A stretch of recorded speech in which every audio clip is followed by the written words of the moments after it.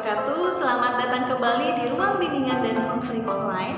Pada kegiatan sharing time kali ini, kita akan membahas salah satu perubahan besar yang terjadi buat kamu para remaja, yakni masalah cinta atau masalah perasaan. Nah, pada kesempatan kali ini, Ibu akan ditemani oleh rekan Ibu yang bernama Pak Hakim. Beliau adalah salah satu guru bimbingan dan konseling. Kita akan membahas ada apa dengan cinta, kenapa kita harus membahas masalah cinta. Untuk lebih jelasnya, yuk simak video berikut. Ada apa dengan cinta? Bismillahirrahmanirrahim. Assalamualaikum warahmatullahi wabarakatuh. Waalaikumsalam warahmatullahi wabarakatuh. Ya, saya ucapkan terima kasih kepada Kang Hakim yang sudah menyempatkan hadir di ruang bimbingan konseling online. Ini adalah salah satu kegiatan sharing time yang memang setiap seminggu sekali kita menghadirkan beberapa narasumber dan akan membahas beberapa permasalahan-permasalahan remaja saat ini. Nah, untuk saat ini kita akan membahas tentang permasalahan yang begitu dekat dengan anak-anak, anak remaja tentunya, yakni salah satu perubahan yang terjadi dari anak sampai remaja, yakni mulai menyukai ke lawan jenis, baik dari laki-laki ke perempuan atau perempuan ke laki-laki, tidak sesama ya Kang ya. Ya, oke. Untuk lebih jelasnya saya serahkan ke Pak Hakim. Apa itu menyukai ke lawan jenis itu? Apakah naluri kah atau misalkan bagaimana mengontrolnya seperti itu? Terima kasih. Baik, terima kasih Bu Rini. Bismillahirrahmanirrahim. Ini senang sekali saya bisa bersilaturahim, fikir bersama Bu Rini, juga teman-teman dari MTS As-Sakinah ya di Cimahi sana. Aduh, ini luar biasa, hikmah corona kita bisa silaturahim melalui Zoom. Mudah-mudahan tidak mengurangi apapun meskipun via Zoom ya. Gimana, sehat Bu Rini kabarnya? Alhamdulillah sehat. Sekarang mah nanya sehatnya beneran. Kalau dulu mah kan basa-basi ya. Kalau sekarang beneran sehat gak gitu. Iya betul. Nah ini memang mengenai cinta ini ya, berarti suatu hal yang menarik. Sebetulnya tidak hanya dari kita remaja, dari kita waktu kecil juga sebenarnya kita sudah banyak merasakan. Cuma akhirnya kita menambah. Dulu mah kita tuh memiliki rasa cinta, ya rasa sayang banget, yang sangat. Itu paling ke lingkungan keluarga, saudara, ya atau ke teman, guru. Nah akhirnya ketika masuk remaja ada satu rasa-rasa yang lebih, ada rasa-rasa ingin mendapatkan lebih. Nah kadang gitu. Makanya banyak juga tuh yang mengecilkan, menyempitkan hasrat, ketertarikan kepada lawan jenis itu sebagai cinta. Padahal cinta nggak sesempit itu. Dan ini cinta tuh menarik dari masih tiap zaman, tiap masa tuh banyak sekali tulisan, lagu yang dibuat atas nama cinta ya, banyak ya. Betul. Jadi wah ini luar biasa sekali nih. Mulai dari ulama atau sampai orang-orang yang jauh dengan agama itu sama-sama pengen ngomong cinta. Berarti barang apa ini kan? Normal gak sih kalau kita punya rasa yang banget sayangnya, banget kagumnya, misalnya banget perhatiannya terhadap seseorang tuh, wajar gak sih kita ada perasaan-perasaan seperti itu? Wajar gak kira-kira Bu Rini? Wajar ya. Yang tidak wajar kalau apa tuh? Kalau kita nggak punya rasa suka. Nah yang tidak wajar, jadi sebetulnya posisinya masih netral ya cinta itu ya. Yang membuat tidak wajar itu adalah ketika kita cara mencintainya yang tidak tepat. Nah coba ini ada beberapa pertanyaan nih yang mungkin ini mewakili, nanti jawabannya teman-teman mungkin punya jawabannya juga. Tapi ini dalam kesempatan ini akan diwakili oleh Bu Rini nih.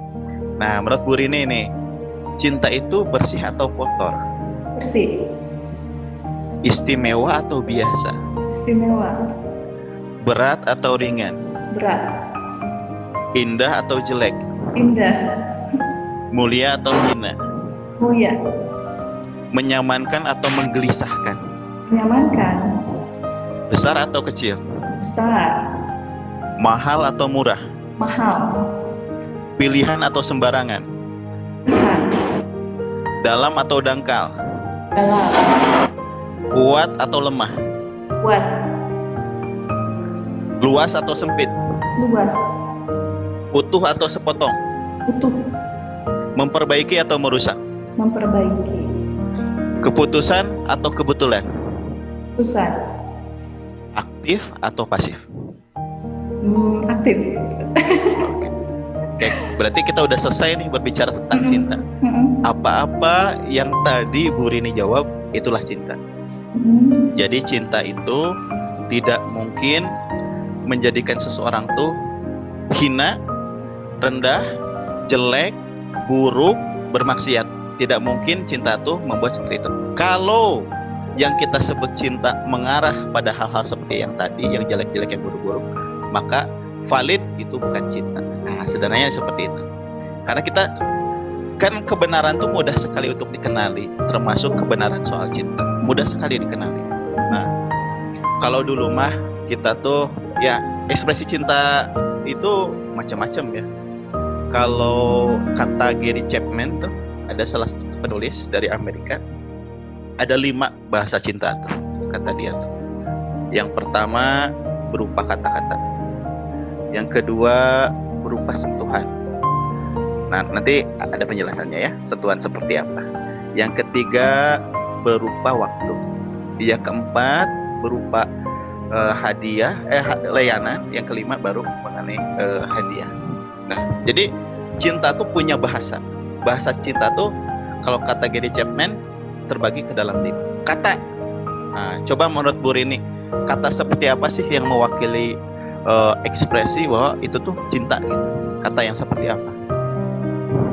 Aku sayang kamu misalkan. Oke. Banyak yang menjawab seperti itu ya. Aku cinta kamu, aku sayang kamu, aku ingin selalu dekatmu gitu. Betul, aku tidak ingin Padahal ternyata kata-kata cinta tuh lebih sederhana dibanding itu. Contoh nih, ada ibu bertanya pada anaknya, "Adek baru pulang sekolah, capek ya. Tadi di sekolah udah makan belum?"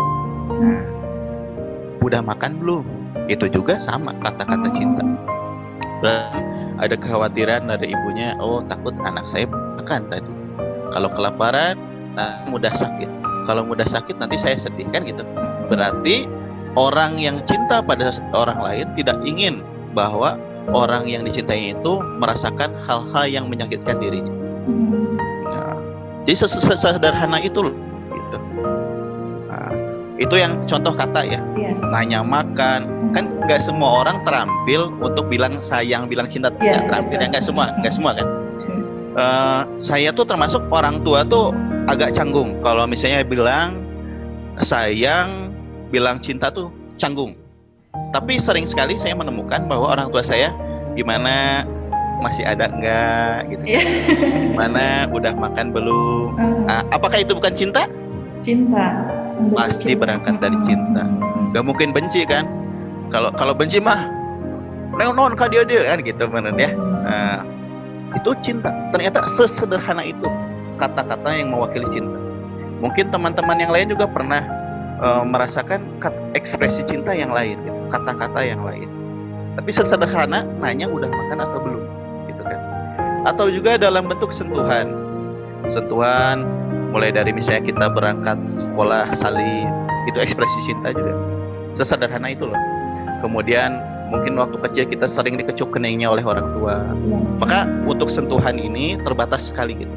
Hanya pada orang-orang yang tepat. Syarat dan ketentuan berlaku. Nah, maka nih kalau teman-teman nih ya, ada temannya yang lawan jenis coba-coba pegang-pegang, wah harus hati-hati. Itu bukan ekspresi cinta. Karena cinta tidak ingin merusak.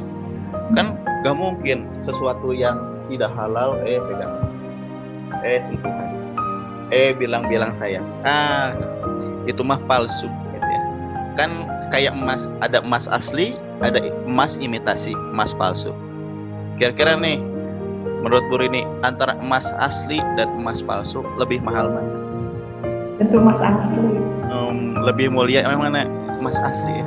Nah, maka harus hati-hati nih, karena tadi tidak mungkin ekspresi cinta itu membawa kita pada kemaksiatan.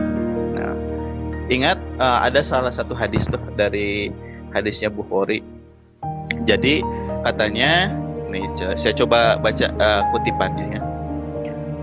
kita tuh tidak akan mungkin merasakan manisnya iman kecuali salah satunya karena satu hal ini. Kita tidak mencintai diri kita atau orang lain melebihi cinta kita pada Allah dan Rasul. Jadi Allah dan Rasulnya kita cintai lebih dulu, lebih utama, lebih besar dibanding yang lain, dibanding diri kita, dibanding orang tua kita, dibanding teman-teman kita. Nah, jangan sampai tersesat nih. Jadi Allah, Rasulnya, orang tua, nah baru keluarga yang lain, baru diri kita, baru teman gitu. Banyak ya sekarang mah yang terbalik ya. Seneng ke artis ini, artisnya ini terus diagung-agungkan, disebut-sebut terus, fotonya dipajang segala macam. Waduh, lupa dari zikir, lupa dari mengingat Allah. Bahaya nih, kan kita tuh hanya akan bersama nanti kelak tuh di akhirat kelak, kita itu hanya akan bersama dengan orang yang kita cintai. Maka tidak mungkin tuh ekspresi cinta kita melakukan sentuhan yang tidak diperkenankan, yang dilarang oleh agama. Makanya tuh Bu Rini, kalau saya mah sekarang udah salaman sama lawan jenis, mau siswa, mau guru, mau orang tua, udah takut kesetrum lah, bahaya.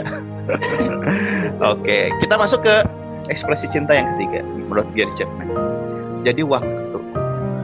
Wah, ini kan hal yang paling berharga di dunia itu salah satunya adalah waktu. Waktu kalau kita tangan mau belinya di mana? Misalnya kita lagi sedih, kemudian orang tua kita atau teman kita menyediakan waktu untuk mendengarkan keluh kesah kita. Itu cinta bukan? Cinta. Guru kita ingin membantu kita mendengarkan keluh kesah kita. Cinta bukan? Cinta. Dulu ada kasus tuh. Ada kasus seorang psikolog menghadapi psikolognya lagi hamil.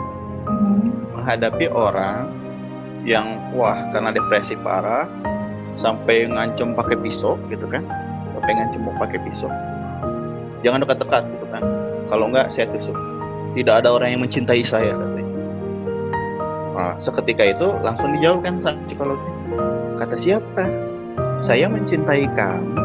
Wah, benar kan? Saya menyediakan waktu untuk kamu, mau mendengar keluh kesah kamu. Barulah sadar ternyata ada orang yang mencintai dia. Karena kan kalau kita berkata tidak ada orang yang mencintai saya, itu kan kayaknya nggak benar ya. Pasti ada yang mencintai, minimal orang tuanya gitu kan. Seburuk-buruknya orang, sejelek-jeleknya orang, pasti ada yang cinta pada dia. Apalagi orang baik mah pasti banyak yang cintanya. Jadi waktu adalah salah satu bentuk ekspresi cinta. Kita sakit ditungguin oleh orang tua, itu salah satu bentuk cinta.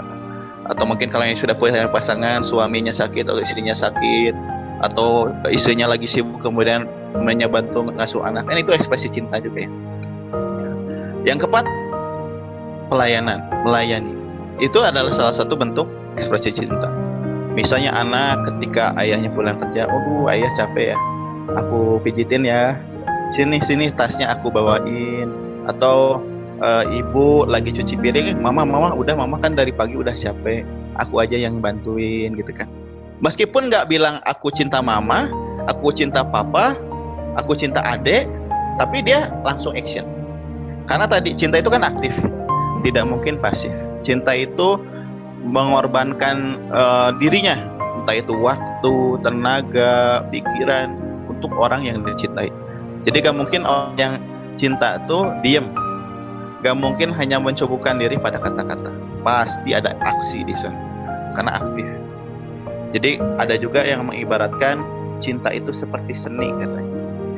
Orang tuh mau wawasannya sebanyak apapun tentang seni, kalau nggak ada karya, apakah menjadi sesuatu pikirannya itu? Kan enggak ya, nggak bisa dihargai kan. Tapi ketika pikirannya yang penuh dengan ilmu tentang seni, kemudian aksi dengan karya, kan baru orang tuh bisa menghargai. Oh iya, betul, itu dia seniman gitu. Nah, sama cinta juga. Mau wawasan sebanyak apapun yang kita punya tentang cinta, kalau kita tidak melakukan sesuatu untuk memberikan itu, berarti belum valid. Cintanya tuh belum bisa terverifikasi, belum bisa terbukti gitu. Nah, kemudian yang kelima, yang terakhir adalah hadiah. Hadiah itu apakah selalu berupa barang?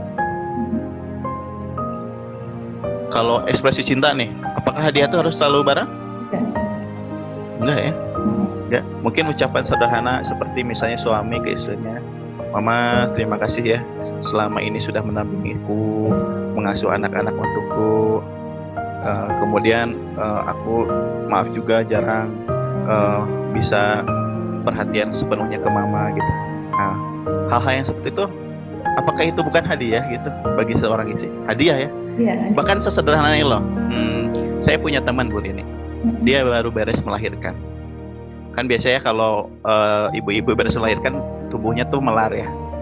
Tapi saya mengucapkan kata-kata yang sederhana banget. Dan saya melihat senyum dari ibu tersebut mengembang lebar sekali. Jadi saya cuma bilang, "Waduh Bu, gimana sehat?" "Saya lihat kok langsingan ya." Waduh, saya bilang, "Langsingan?" Tiba senyumnya tuh banget.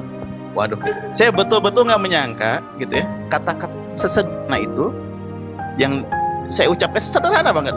Kan nggak perlu tenaga banyak ya bilang langsingan ya, tapi senyumnya mengembang lebar sekali, indah sekali.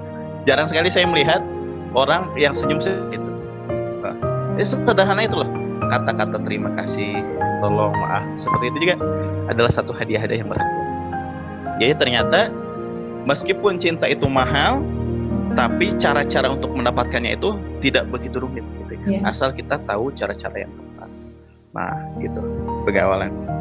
Nah, mungkin ada yang ingin ditanyakan dulu dari Ibu Rini berkenaan dengan cintanya. Ya, ini mungkin nanti anak-anak pengen tahu nih perbedaan antara cinta dan kasih sayang, atau misalnya tambahan kagum. Kagum, oke.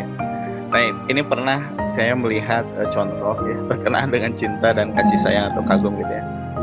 Seperti gini, burung.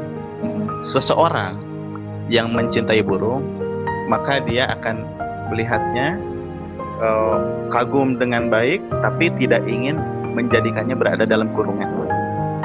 Tapi kalau orang yang kagum mungkin dia tuh suka dengan burung, tapi dikandangin gitu. Nah, akhirnya cinta itu melepaskan, membebaskan, tapi tetap dalam aturan. Kalau misalnya ibaratkan gitu tuh, berarti cinta itu tidak menjadikan kita lebih dekat dengan kemaksiatan, tapi pasti lebih dekat pada ketaatan. Kita akan menjadi senang kalau misalnya kita ngaji, ibu kita ngaji, kita ngaji, pasangan kita ngaji, kita ngaji, anak kita ngaji. Itu cinta. Tapi yang namanya kagum mah, yang penting anakku berprestasi. Nggak tahu nanti gimana agamanya gitu. Nah, itu mungkin jadi masih silau oleh hal-hal yang berbau akademik, tapi yang agamanya lewat. Seperti itu.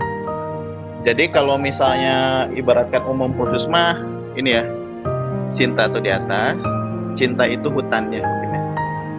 Rasa kagum, kasih sayang itu adalah pohon-pohon. Jadi tidak bisa itu disebut hutan ketika hanya terdiri dari satu pohon ya. Jadi cinta itu pasti memiliki banyak sekali kekaguman, banyak sekali rasa kasih sayang, tidak hanya satu gitu. Mungkin seperti itu, mudah-mudahan sedikit menjelaskan. Nah, kemudian ini ya yang menarik juga, cinta itu unik. Kalau misalnya kita punya ketertarikan kepada seseorang, jangankan lihat orangnya, lihat sendalnya aja udah senang. Bener. Ya, mungkin kalau kita tahu motor seseorang yang kita sangat mencintai, kan misalnya motor ustadz kita lah, tiba-tiba ngelihat motornya lewat, senang saya. Oh, berarti saya itu ada gitu kan. Ya, bisa melihat benda-benda yang berkaitan dengan orang yang dicintai aja udah senang, apalagi ketemu langsung kan gitu. Nah, kalau kita kaitkan coba ini dengan rasa cinta kita kepada Allah, waduh, ciptaannya aja yang begitu indahnya itu tenang, kita menyaksikan Allahnya langsung. Ada satu kisah, mungkin Bu Rini pernah dengar kisah tentang Laila Majnun. Iya. Tentang kisahnya Qais dengan Laila. Iya, tahu. Satu waktu kan pernah Qais tuh mau naik unta, mau menuju rumahnya Laila. Kemudian ternyata untanya itu terluka. Jadi ketika dinaikin tuh bukannya maju malah mundur, karena kan kakinya sakit. Tiap kali diminta untuk maju malah mundur. Jadi lama banget kan akan susah ke rumah Laila. Nah, kemudian dia turun dan Qais berjalan. sehingga meninggalkan untanya. Nah, ini tuh satu kiasan sebetulnya. Seperti kalau kita mencintai Allah, kemudian kita juga mencintai dunia. Dia ibaratkan tadi, dunia itu adalah untanya. Jadi unta yang luka yang membawa kita kemana-mana itu seperti dunia. Akhirnya kalau kita nggak meninggalkan itu, rasa kepemilikan itu di dalam hati, kepemilikan dunia itu dalam hati, maka kita nggak akan kemana-mana, kita nggak akan nyampe kemana-mana, nggak akan nyampe ke Allah gitu. Sulit sekali. Jadi pasti cinta itu mengagungkan Allah yang agung, kemudian Rasulnya, kemudian orang tua, baru tuh yang lainnya di bawah, termasuk dunia di sana. Jadi kemudian ini ada yang menarik. Kalau dalam kajian psikologi kognitif, mungkin Bu Rini pernah mendengar yang namanya itu skema dari Piaget. Iya. Jadi Piaget itu ada namanya itu skema. Skema itu mekanisme respons, sederhana itu cara seseorang untuk merespon situasi gitu kan, berangkat dari pengalamannya, pengetahuannya mengenai situasi tersebut. Contoh gini lah, ada orang marah. Mungkin Bu Rini pernah lihat ada orang yang maki orang, ada gak? Ada, iya. Ada orang yang kalau marah tuh nyakiti orang, ada? Ada. Ada yang menyakiti diri sendiri, ada? Ada. Ada yang marah itu tetap tenang, kata-katanya terjaga, ada yang masih? Ada. Nah, itu tuh skema. Nah, maka dalam mencintai kita perlu skema yang tepat, yang positif, bukan skema yang negatif. Ada orang yang mengekspresikan cintanya itu dengan rayuan pada lawan jenis. Ada yang dalam doa mendoakan dengan tulus. Ada yang dengan memantaskan diri agar satu waktu dia pantas untuk meroleh cinta yang orang yang dia cintai. Macam-macam kan? Nah, maka bagi teman-teman semua nih, penting sekali untuk kita mencari, melihat, melatihkan diri dengan skema-skema mencintai yang tepat, yang positif, yang membangun diri teman-teman menjadi pencinta yang sejati, yang baik, yang murni, yang tulus. Jadi kalau kata Buya Hamka itu katanya, cinta yang bersih dan suci, murni itu tidaklah tumbuh dengan sendirinya. Berarti kan perlu ada pengorbanan. Ya, betul. Sampai sini mungkin ada yang ingin ditanyakan lagi dari Bu Rini. Nah, ini Kang, ini terkait hadis atau perkataan ya, saya lupa. Yang hal yang sia-sia itu adalah menasehati orang yang jatuh cinta. Oh, ya kalau ulama gitu ya. Apakah ya, memang kan, apakah memang pola pikir orang yang sedang jatuh cinta itu berhalusinasi atau bagaimana? Iya ya. Cinta itu sebetulnya sangat rasional ya. Kalau seseorang mengagumi orang lain tanpa alasan yang tepat, maka itu tuh cintanya tidak valid. Contoh nih, udah tahu orang suka mabok, udah tahu jarang sholat, tapi dia mengaku bahwa mencintai orang tersebut, pasti palsu itu. Yang asli itu kalau kekagumannya itu, oh dia rajin ngaji, oh dia berprestasi, akhirnya tumbuh rasa suka, rasa tertarik, rasa sayang, rasa cinta, karena jelas yang dicintai, yang disayangi itu adalah tidak bertentangan dengan akal sehat kan. Oh wajar, soleh, rajin, berprestasi. Kalau misalnya jago maksiat, suka menyakiti orang lain, kemudian cinta, oh nggak mungkin. Jadi sebetulnya cinta itu sangat rasional, sangat rasional. Biasanya kalau orang yang terjebak pada cinta-cinta yang tepat tuh karena ada hal yang keliru yang mengisi hati atau pikirannya. Saya kasih analogi gini, contoh ya, sederhana. Seseorang yang perutnya kosong dalam waktu yang lama nih, kosong nih ya, bukan dalam rangka saum, kosong, karena mungkin gak punya uang gitu kan, berarti kan kondisi perutnya lapar banget. Ada gak yang karena perut kosong menjadi penjahat? Ada. Jadi pencuri, pembunuh? Ada ya. Tuh, karena perut yang kosong saja seseorang tuh bisa berlaku demikian buruknya. Apalagi kalau yang kosong itu adalah pikiran atau hati kita dari hal-hal yang tepat, dari hal-hal yang mulia, dari hal-hal yang positif. waduh kebayang tuh betapa banyaknya kerusakan yang akan dilakukan oleh pikiran kita, oleh hati kita, oleh perbuatan kita. Kalau hati kita dan pikiran kita kosong dari tadi kebaikan-kebaikan itu. Perut yang kosong saja bisa membawa pada kejahatan, apalagi hati dan pikiran yang kosong. Nah, gitu. Berarti mungkin ada keliru mengisi ketika mencintai orang yang tidak tepat. Jadi terpatahkan ya Pak, kalau misalkan cinta itu tanpa tak beralasan tuh. Pasti harus. Jadi cinta itu kalau kata Buya Yahya tuh adalah soal keputusan. Pasti sebelum kita memutuskan sesuatu, kita perlu mengetahui tentang sesuatu dulu ya. Kan misalnya Bu Rini mau milih baju yang pink, yang oranye, yang kuning. Kan harus lihat dulu nah, oh yang kuning gimana, yang oranye gimana, yang merah gimana. Baru memutuskan kan. Nah, gitu. Ya cinta juga sama. Ini teh asli atau enggak, ini teh suci atau enggak, ini tuh indah atau jelek kan gitu. Yeah. Ya. Kan kemudian ini ya yang menarik tuh dari cinta. Banyak sekali korban nih. Boleh dicek dulu. Kakak saya kan perawat ya. Pernah magang di RSJ, salah satu RSJ di Jawa Barat. Ada juga tuh orang yang sampai gila, padahal cantik orangnya, sampai gila karena perkara itu cinta. Ditinggal oleh seseorang, ditinggal nikah, sampai seperti itu. Wah, berarti kan ini ya, ini tuh seperti pisau bermata dua. Bisa menjadi manfaat atau enggak cinta ini. Kalau cintanya semakin besar, kemudian tidak terbalas, waduh, sakitnya semakin hebat ya. Nah, makanya ini ada satu kaidah yang menarik sekali untuk diantisipasi, untuk dielaborasi, untuk dilihat lebih jauh.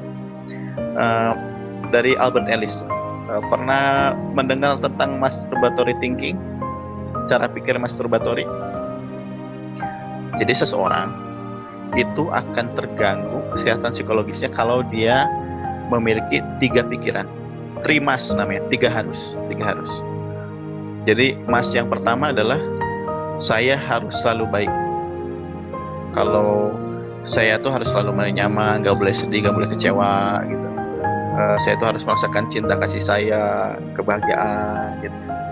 Harus kayak seperti itu hidup kita tuh. Harus selalu itu seperti itu? Enggak selalu. Enggak harus ya. Kadang hidup kita berisi kesedihan, kekecewaan. Boleh gak? Boleh ya. Namanya juga hidup. Kalau semuanya bahagia mah namanya surga. Ada gak orang yang tidak merasakan kesedihan? Ada? Hah? Gak ada. Semua ya? Gak ada ya? Ada sebetulnya. Di taman pekuburan terdekat. Itu orang-orang yang sudah tidak merasakan kesedihan dunia maksudnya. Kesedihan dunia. Oke, yang kedua nih ya. Jadi kalau kata Albert Ellis, kalau seseorang terjebak di 3 ini, wah dicilakain lah gitu ya. Nah yang kedua adalah orang lain harus selalu baik pada saya. Saya mencintai orang lain harus mencintai saya. Saya menyayangi orang lain harus menyayangi saya. Saya peduli pada orang lain harus menyayangi saya. Harus seperti itu? Harus? Enggak ya? Kadang kita sayang pada orang lain, orang yang nggak sayang pada kita. Betul. Kita peduli, orang lain yang nggak peduli. Wajar nggak? Normal nggak? Wajar, normal. Normal ya. Yang penting apa? Yang penting kitanya tetap baik, itu aja. Yang penting kitanya tetap menjadi orang yang mencintai dengan sebaik-baiknya. Mencintai dengan sebaik-baiknya berarti mengikuti aturan Allah dan Rasulnya. Tidak menjadikan diri kita hina dalam kemaksiatan kayak gitu. Tidak membiarkan orang yang kita cintai dalam kemaksiatan. Poin yang ketiga nih, dunia harus baik pada saya. Setiap kali mencoba harus berhasil. Setiap kali berusaha harus memenangkan apa yang diinginkan. Harus seperti itu? Tidak harus ya. Jadi kita juga boleh gagal. Boleh misalnya nanti suatu waktu kalau misalnya teman-teman nih ada masa nanti untuk menikah, pengenkan seseorang, kemudian belum berhasil. Gak jadi masalah ya itu teh. Hal-hal yang normal wajar lumrah dalam hidup. Jadi kita tuh boleh merasa tidak baik-baik saja, asal jangan berlarut-larut di situ. Boleh kita tidak berbalas apa kebaikan yang telah kita lakukan. Boleh kita belum berhasil dengan apa-apa yang kita ikhtiarkan. Toh tugas kita mah ikhtiar, doa, dan tawakal, gitu ya. Oke. Terus, Mungkin ada ini lagi Pak, sebetulnya ada beberapa anak yang memang sebetulnya tahu kalau misalnya tidak boleh untuk kadang anak-anak tuh lebih cenderung ringkasnya jelasnya seperti ini. Kadang anak-anak tuh untuk mengungkapkan perasaan suka atau cinta ke lawan jenis tapi belum saatnya itu adalah dengan melakukan aktivitas ya, dengan melakukan aktivitas pacaran seperti itu. Dan mereka tahu kalau itu tidak boleh, tapi kadang gimana lagi Bu, soalnya ada susah, atau misalnya aku nggak bisa lepas dari dia, atau misalkan gimana, gitu, jadi serba bingung, jadi bahkan dia pun tidak punya memiliki jawaban atas dirinya, gitu. Gimana? Oke. Ya kalau soal susah pasti susah, karena hadiahnya adalah keridhaan Allah kalau kita tidak pacaran. Nah, kalau mudah mahal itu ya. Kalau mudah mah nanti hadiahnya ini payung cantik. Saya pernah ditanya juga tuh sama siswa. Kemudian saya menjawab gini, suatu waktu nih ya, kamu kan akan menikah, akan berkeluarga. Saya tanya aja secara rasional ya, kalau nanti kamu mau nikah nih, mau calon pasangan yang mantannya banyak atau yang nggak pernah pacaran? Yang nggak pernah pacaran, Pak. Nah gitu kan, rasionalnya kan kita ingin yang seperti itu. Ya udah, kalau kamu pingin nanti calon pasangan yang nggak pernah pacaran, ya udah kamu juga nggak usah pacaran. Berarti kan nanti biar sama-sama untung. Kalau misalnya nanti kamunya pacaran, pasangan kamu nggak pacaran, kan jadi berat sebelah nih, kasihan pasangan kamu kan gitu. Akhirnya gitu aja. Ditanyanya, ya udah, kalau kamu misalnya merasa pengen punya pasangan seperti, kan normalnya gitu ya. Kalau akal sehat tuh kita ingin yang lebih baik. Gak mungkin jawab tuh pengen yang punya mantannya banyak, Pak. Nggak ada yang kayak gitu. Saya belum pernah menemukan setidak baik apapun kondisi seseorang, pasti pengennya mah yang baik ya. Betul, pasti. Ya antara nasi goreng yang masih fresh dengan nasi goreng yang udah basi, kan kita segila apapun seseorang mungkin tetap yang itu ya, tetap nasi goreng yang baru, yang masih anget, yang pakai telur dadar, wah gitu kan. Jadi rasionalnya di sana. Kalau kamu sendiri nggak mau nanti punya pasangan yang punya mantan banyak, ya udah kamu juga nggak usah punya mantan. Nanti ada waktunya. Kalau kayak telur tuh, kalau telur menetas sebelum waktunya, yang ada si ayamnya itu berkembangnya baik atau tidak baik sih? Tidak baik. Tidak baik ya. Nanti ada masanya, ada waktunya. Sabar dalam ketaatan, nanti buahnya pasti manis. Ya, pasti. Nah, begini juga Pak, selain memang melakukan aktivitas pacaran, ada juga yang bukan mengingkari ya, ibaratnya tuh ya, mengekspresikan rasa cinta itu mungkin tidak ke lawan jenis, karena memang udah tahu aku mah nggak boleh melakukan aktivitas pacaran gitu kan ya, dan bahkan berpacaran itu tidak boleh. Dia meluapkan rasa cintanya itu dengan sekarang pasti anak-anak khususnya yang perempuan itu senang ke K-pop atau misalnya artis-artis Korea. Terkadang ada beberapa anak kasusnya itu adalah jadi berimajinasi kalau pacar aku teh misalkan hidung misalnya, pacar aku teh si ini, sampai akhirnya ada beberapa siswa yang memang bercerita, Bu aku mah pacaran sama artis Korea misalnya Kim Woo, Lee Dong Wook, kita tuh sering jadi berimajinasi, sering chattingan gitu. Aku juga suka loh sama si Kim Woo misalkan. Apa itu kan pacar aku. Nah, itu gimana? Iya. Bang, ini tantangannya luar biasa ya. Orang tua di masa sekarang, guru sekarang, apalagi Hallyu ya, untuk yang kebudayaan Korea itu, persebaran budaya Korea itu namanya itu Hallyu ya istilahnya. Oke. Ya kita boleh punya kesenangan. Ya kita boleh mungkin suka atau sekedar kagum tuh boleh.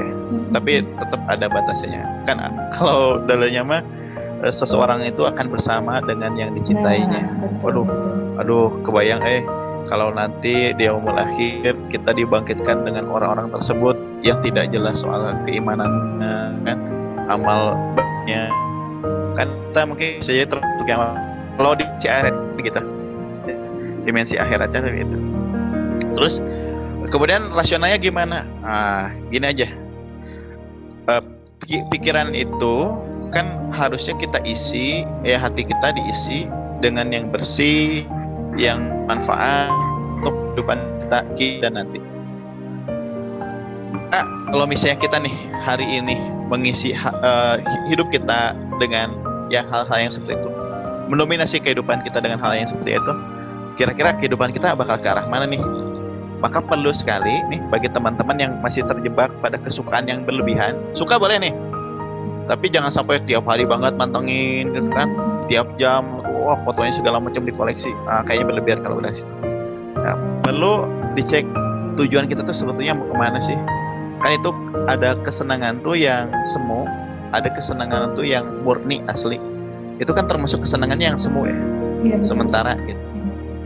Jangan sampai kita korbankan hari ini untuk kesenangan yang sementara, tapi korbankan hari ini untuk kesenangan yang lebih abadi, yang lebih kekal, yang lebih murni. Mungkin memang seseorang itu belum menemukan cara-cara untuk mendapatkan kesenangan yang lain, akhirnya terjebak pada yang kesenangan itu ya. Ini baratkan apa ya? Kan seperti orang yang merokok tuh. Susah banget. Meskipun nggak ada tulisannya merokok membunuhmu, waduh eksplisit banget. Gak bilang sebutkan merokok membunuhmu. Masih banyak kayak yang ngerokok. Banyak ya, banyak. Enggak, kalau kesukaan tuh PR-nya besar sih. Bisa jadi ada yang clear dalam pikirannya, bisa jadi ada kekecewaan dalam merasa. Dan ini memang perlu waktu. Kan ada tuh sedikit nih. Ada dalam seling tuh ada namanya Raflan model di dasar. Jadi untuk berubah tuh ada tahap ada tahap kondisinya, kemudian tahap persiapan, tahap aksi, dan tahap perawatan. Di tahap ini, kalau seseorang nggak ngeh baik buruknya sesuatu, ya berubah gitu. Susah juga berubah. Akhirnya tugas kita udah deh mengingatkan, mendoakan. Ada waktunya sih seseorang tuh mengalami titik balik gitu ya. Tapi yang pasti teman-teman perlu sayang dengan masa depan teman-teman. Jangan korbankan masa depan yang lebih abadi untuk kesenangan yang sementara hari ini. Mudah-mudahan sedikitnya bisa jawab.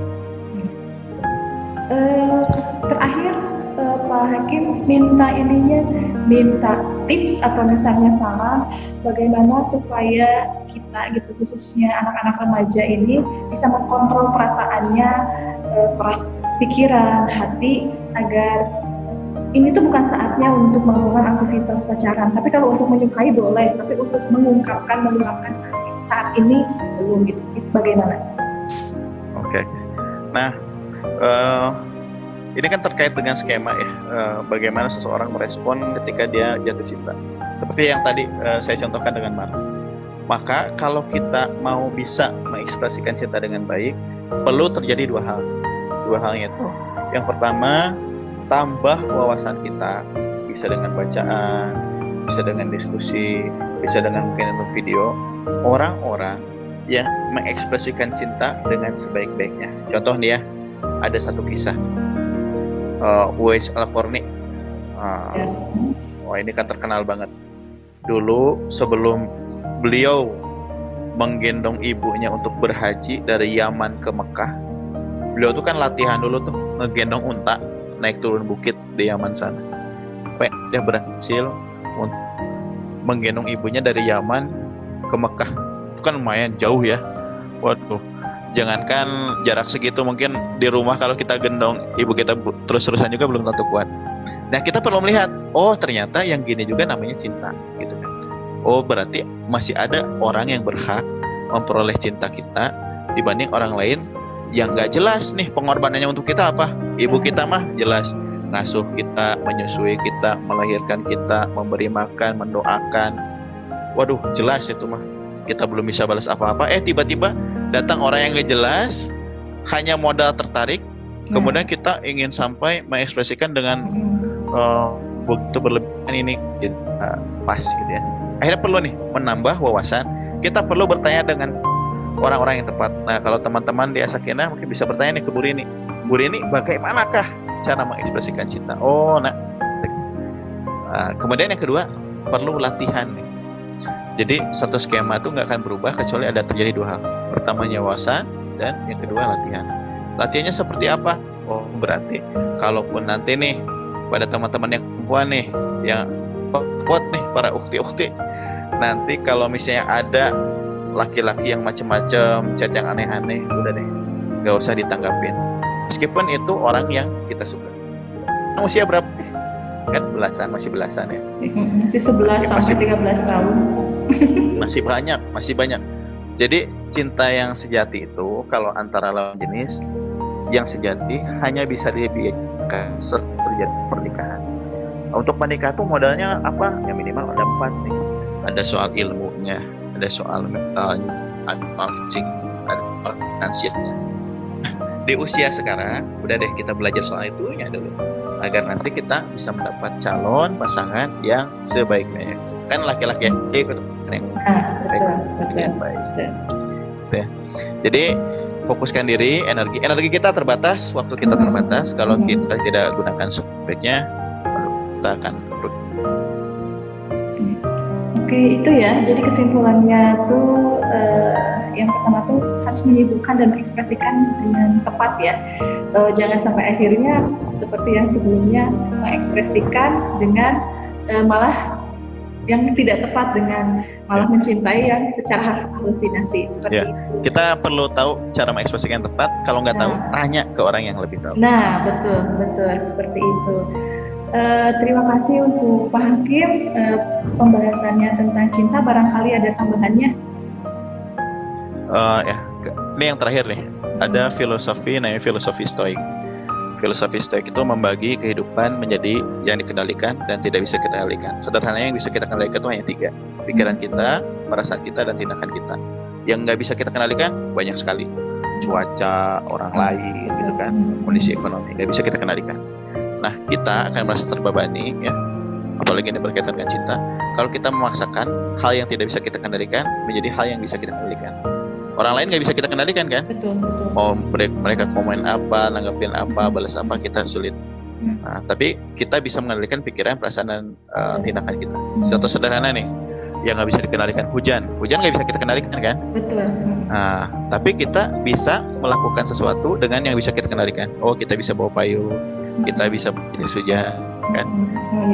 Tetap menerjang hujan itu, meskipun hujan jadi tetap kita bisa berjalan sana. Oh, nanti akan ada orang-orang yang menyerang dengan kata-kata rayuan, ada yang menyerang dengan rayuan yang luar biasa lah.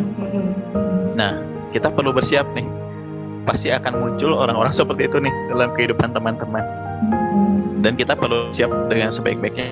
Ngobrol dengan guru, ngobrollah dengan teman yang tepat, ngobrol dengan orang tua, bagaimana untuk menjaga diri agar tetap berada dalam kemuliaan. Mudah-mudahan sedikitnya bermanfaat. Turun Bu Rini. Ya, sama-sama. Kesimpulannya ya bahwa cinta itu mahal, cinta itu istimewa, yang memang kita butuh pilihan untuk orang yang tepat seperti itu. Terima kasih Pak Hakim atas waktunya dan ilmunya. Ini sangat bermanfaat. Mohon maaf ini banyak kekurangannya. Oh enggak, insya Allah ini sangat bermanfaat untuk teman-teman, karena memang ini sudah jadi requestan untuk siswa MTS Sakinah, karena siswa akhwat lebih banyak dibanding siswa Ikhwan. Oh, banyak ya, lebih banyak ya untuk putri. Banyak. Dan sisi femininnya lebih cenderung menonjol dibanding sisi pendiamnya seperti itu, karena cenderung siswa sedikit jadi kelihatan kepribadiannya masing-masing jadi terlihat. Mudah-mudahan kita bisa silaturahmi lagi dengan pembahasan yang lain ya Pak Hakim ya, dengan anak-anak. Amin. Mohon maaf bila kesalahan dari tim BK dari MTS Sakinah. Sami-sami, artinya dari Hapunten. Ya, sami-sami Kak. Assalamualaikum warahmatullahi wabarakatuh. Ya, itu tadi pembahasan tentang cinta, dimulai dari hakikat cinta, kemudian apa itu cinta, dan bagaimana mengkontrol diri dari perasaan yang memang belum saat ini harusnya diungkapkan atau diekspresikan. Oke, anak-anakku, kali ini Ibu akan meminta kalian untuk mendefinisikan apa sih arti cinta buat kamu. Itu saja, terima kasih. Assalamualaikum warahmatullahi wabarakatuh.